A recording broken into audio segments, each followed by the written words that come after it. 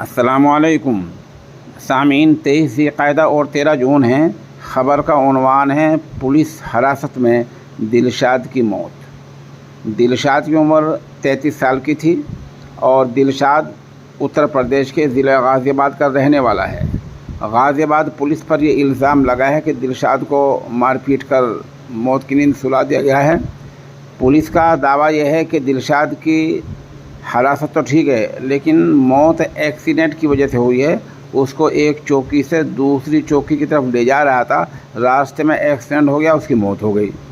लेकिन घर वालों का दावा है कि नहीं, पुलिस कस्टडी में मौत हुई है और पुलिस की मारपीट से मौत हुई है। ख़बर में अपडेट ये है कि गाज़ियाबाद पुलिस की कस्टडी में दिलशाद की मौत के मामले में कांस्टेबल नीरज राठी समेत नामालूम पुलिस मुलाजिमों पर कत्ल की दफ़ा IPC 302 के तहत FIR दर्ज की है। मामले में महकमाना जांच भी शुरू हो गई है। कुछ देर में सस्पेंशन की कार्रवाई हो सकती है। बहरहाल FIR हुई है, पुलिस जांच करेगी।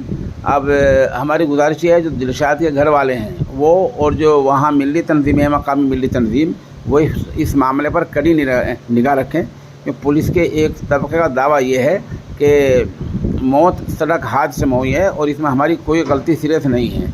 जो पुलिस वाले ऐसा दावा कर रहे हैं वो मामले को, पूरे खेल को आखिर तक बिगाड़ने की कोशिश करेंगे।